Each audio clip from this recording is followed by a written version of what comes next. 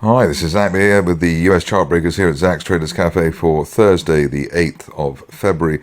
Starting off with the S&P, which has been flirting with the 5,000 level. You can see we gapped up and we've made great progress within that rising October trend channel, very steep one, but the market's managed to maintain that. At the top of the channel there, 51.30, which we've been looking for by the end of next month.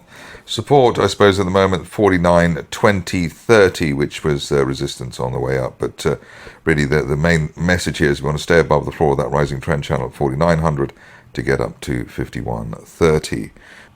Moving on to the stocks, and here you can see a massive unfilled gap to the upside for Aviat, and here I suppose the name of the game is trying to work out where the shares will go next. There's a resistance line projection from back in June last year that's heading towards $41, and we're looking for that while we remain above basically the intraday support zone of yesterday around $34. That would probably do the trick. 50-day line rising now, so hopefully there will be a bit of further momentum for the stock.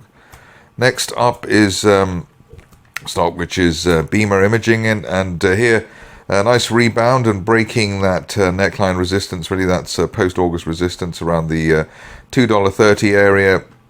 I want to see an end-of-day close above that, obviously, to give us the next leg to the upside, probably in accordance with the line I'm drawing this up towards $3.10 by the end of this month. But the key here is, I suppose, remaining above recent resistance around the $2 level, the upside value while we're above that $2 area. On to Chinese Liberal, and here you can see that we have a sort of constructive situation, trying to break that 50-day moving average. In fact, breaking the 50-day line with a gap higher, which is always encouraging.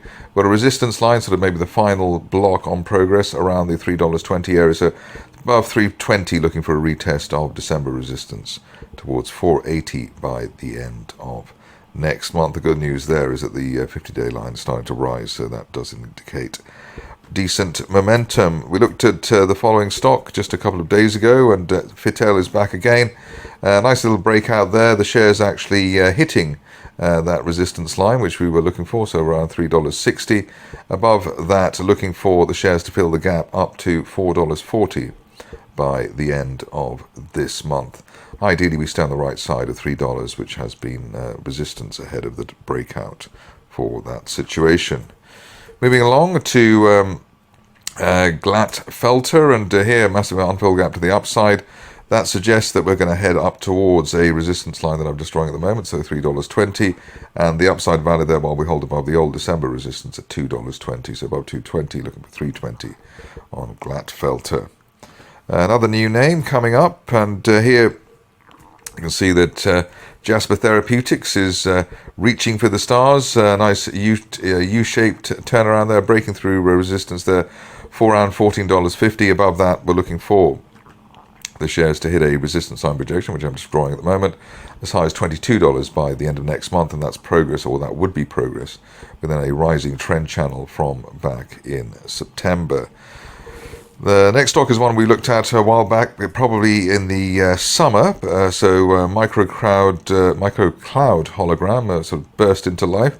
Here, not much indication of a bursting to life ahead of this, but you can see that the shares are basically trying to revive themselves in the same way that they fell down back in September when we were last looking. Potential of getting up to $26, which is that September resistance line projection.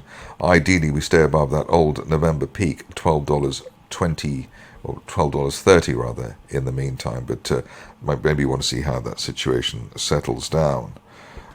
Next is a stock which we have covered late, but obviously not for a little while, Oragenics.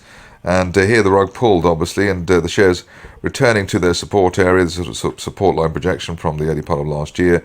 What we want to see really is an end-of-day close back above the top of that gap there, around the $3.45 level. That would then take the shares up towards the 50-day line at $4.70 by the end of next month. Moving on to a stock which I covered just a few days ago, and it looks like it's shaping up quite well within this broadening triangle. That's got its peak up there at $8.40, and while we're above a recent support around the $3 area, looking for up to $8 plus by the end of next month. Next situation is one which could be one to follow over coming days and weeks. At Tenax, here we're trying to break that 50-day line area. We already tried once and failed, but $18.65 the level to break. End of day close above that, and then we're looking for up to $26 or $27, which was that late December resistance for the shares. We're feeling chirpy about the situation on the basis that the shares gapped up, filled the gap, and then have headed higher after that. Finishing off with stock which is new to us, Zenvia, and here a beautiful vertical break after a gap to the upside. That leaves us wondering what the upside will be. The favoured destination at this stage is up towards $3, hopefully by the end of this month, while we remain above the previous initial weekly resistance around the $1.90 levels, above $1.90. Looking for $3 by the end of next month on Zenvia. That's it for me today. More updates tomorrow.